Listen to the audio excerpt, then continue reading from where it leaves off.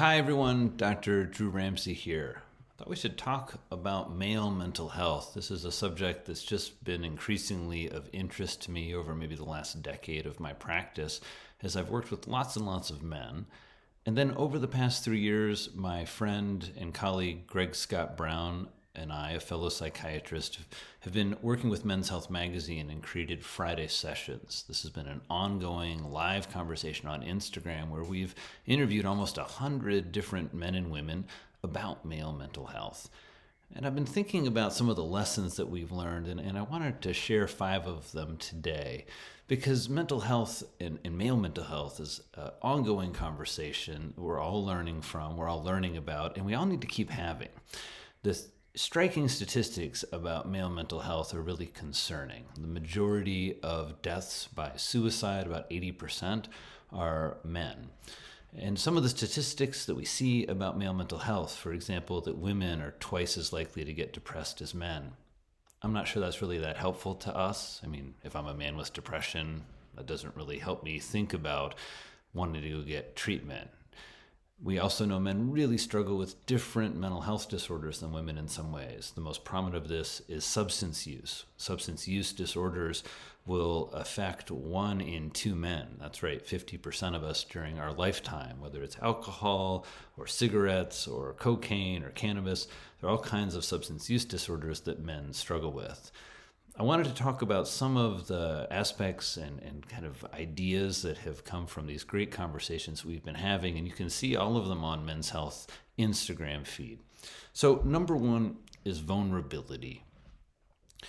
Vulnerability is a very common idea when it comes to male mental health, that one of the barriers to men taking care of their mental health is they're not willing to be vulnerable. We're not willing to open up and share our inner thoughts.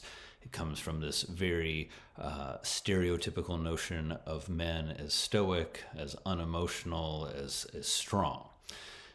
Vulnerability often is presented in a context that just opening up and sharing is the thing to do. I'd say one thing that I've learned is that vulnerability is complicated. Many men I speak to about vulnerability, about sharing their inner world and their emotional life, they often quickly recount a story in which something they shared, an emotional moment, a secret, a vulnerable aspect of themselves, was used against them or to hurt them. And that is a very common experience for men. It teaches us also about vulnerability. Vulnerability, to be effective, has to have the appropriate context. Now, I think NBA star Jimmy Butler said this best when we were speaking with him, and he noted that vulnerability is only for people that you really trust and within a setting that has space for that vulnerability. Now, this might sound obvious, don't share all your inner business with everybody out there, but increasingly, as we're trying to open up a conversation about mental health, I'd like us to see more sharing and more vulnerability. And to start doing that and take initial steps in that, most men really need to consider who is that person or those couple of people that's going to be with first. Number 2, have a mental fitness routine. So many of the successful men and women that we've spoken with about male mental health remind us that they have a mental fitness routine. The co-founder of Twitch, Justin Kim, he has a great mental fitness routine and can kind of describe in detail his transition from being a very overworked tech bro to being somebody who really valued mental fitness and mental health and had specific thoughts, ideas, rituals that he would engage in to take care of his mental health and promote his mental fitness. Whether this is going out in nature, whether it's joining a meditation group or a book reading club, there are lots and lots of ways to take care of your mental health that are active. Oftentimes men think mental health means, just sitting around meditating or other activities that, don't maybe appeal to you or feel active. So working on your mental fitness routine, if you want to learn more about this, we have a great course, Healing the Modern Brain, which is all about building mental fitness skills, thinking about, for example, what's the ultimate mental fitness morning? What really gets you started for a day where you're going to build mental health? Number 3, build mental health vocabulary. a lot of times for men, these are uncomfortable words and maybe uncomfortable feelings. I know for myself as a man, being a therapist, learning to sit with people as they cried and wept, for example, when individuals are grieving or struggling with really, really severe mental health symptoms, that took a little bit. It took a while to have the right words for that in those situations. It took trying those words out to get them right. As a psychiatrist and a mental health professional, I'm accustomed to using some of these challenging words: depression, anxiety, suicide.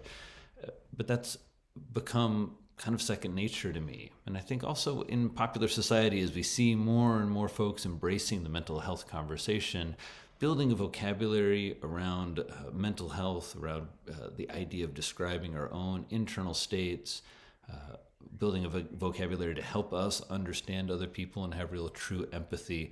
That's a really wonderful aspect for us to work on, and especially for men and people working with men to work on. How can we get the words right to better describe and engage with male mental health? Okay, number 4 is understanding mindfulness and self-awareness.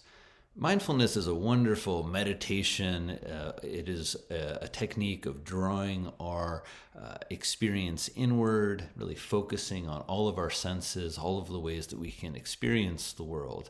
A lot of times, though, mindfulness is kind of considered out there in the wellness world or kind of woo-woo to a lot of men, and it gets oftentimes replaced with this notion of self-awareness, right? Men should have more self-awareness.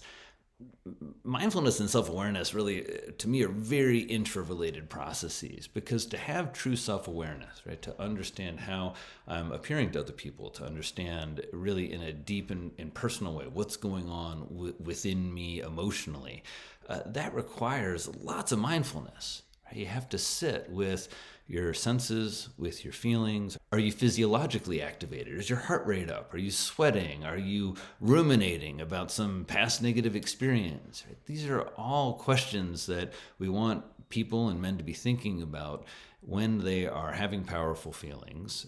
And this is an aspect or an act of mindfulness and the utilization of mindfulness to increase self-awareness. It really, really relates to this first point of vulnerability, right? How do you know that it's all right and in a good spot to be vulnerable? You have to have a lot of self-awareness to know when that is and who that should be with.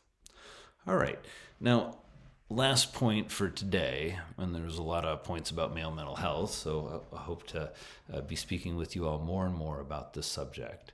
But number 5 is that masculine emotional repression has a cost.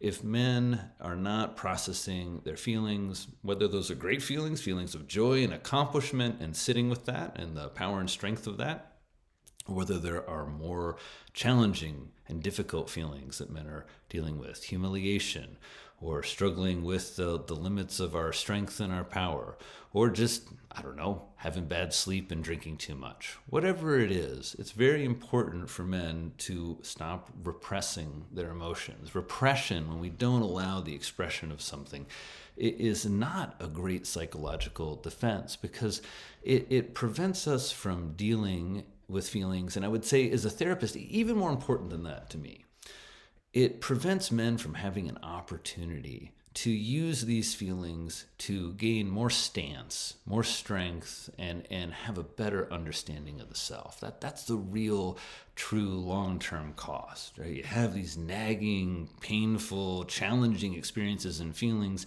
and instead of processing them and then using those for strength, they get buried inside and they turn into all kinds of things. They come out in all kinds of ways. You see them all the time, just like I do. Right? The worst of male mental health when it's not working, when we see men as aggressive, when we see men acting out. There's a lot of times where the substance use disorders come in, right? Because when we can't deal with feelings, a great way to kind of tune them down and numb them is by something like drinking alcohol. So this idea that we want to, in ourselves as men, work on some of these skills like building more vocabulary and having self-awareness to help us in the expression and understanding of powerful emotions is really central to mental health. Thanks so much for watching. I'm appreciative that you're interested in male mental health. It's a huge issue. It's really underrepresented, not really talked about a lot. in mental health circles. I think that's changing, and I appreciate your time and attention. Please subscribe so you don't miss any of these videos, and let's keep the mental health conversation going. Please share this with a man that's important to you, and I hope this helps as you think about male mental health. Thanks.